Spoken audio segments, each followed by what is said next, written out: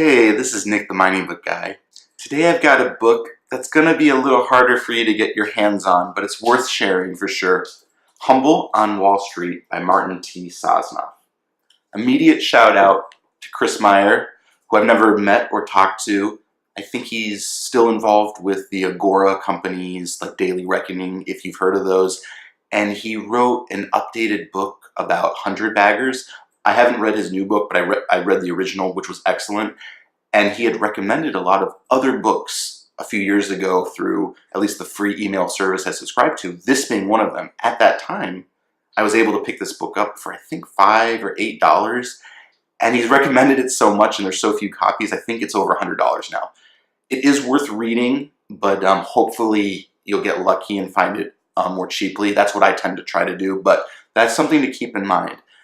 But the reason I'm bringing it up is that I decided to read it again for a second time, and to me, it is the best book of how difficult the market was, specifically in the late 60s into the early 70s, roughly from 68 to 75.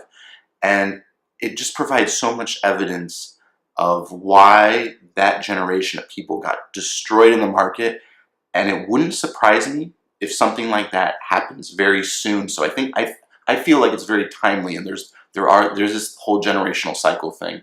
But what's funny when you read the book, because it gets brought up occasionally, if you had just bought gold, if you just bought gold through this whole time period and sat on it, you would have done better than everybody. And I just think that's funny. I mean, it doesn't mean that you should always be buying gold, but that was a time where it made sense, and you would have done even better if you kept holding gold throughout the 70s. So there's so many complex things described. And by the way, Martin Sosnoff's a great writer. He does a Forbes column. I'll have a link to that, which I follow.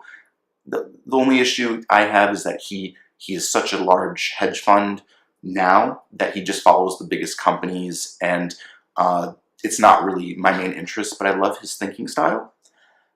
As a bonus, there is an interview, and this was kind of cool.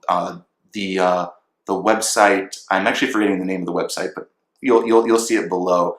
It's run by Tom Sosnoff. I didn't realize it, but I thought maybe he was related. He is the nephew of Martin Sosnoff. It's a great interview.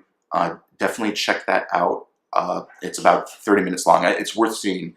But in this book, you really get inside the mind of Martin during the time period, and I don't think there's any other books like it. Chris Meyer's mentioned that, many times before, but again, I'm glad he introduced it, and I do think it's worth reading if you want to know what it's like trading in a difficult time. And there's even crossover with the money game, because I know that Martin Sosnoff is friends with Barton Biggs. He knew George Goodman, who wrote the money game. Like, he was part of the hedge fund clique at that time. So he's one of those guys who's survived, and I don't know if he's a billionaire, but he's somewhere around there, and he did it in a very different way from Warren Buffett. And so, same generation, but much more of the hedge fund mind. And it's a fun book to read, but again, just so interesting to compare the late 60s, early 70s period, and you get that from this book. So I'm happy to discuss more, but make sure you at least check the video of Martin and his nephew Tom, because I think it's really cool to hear more about his background that way. This is Nick the Mining Book Guy. Thanks for watching. Please like, share, and subscribe.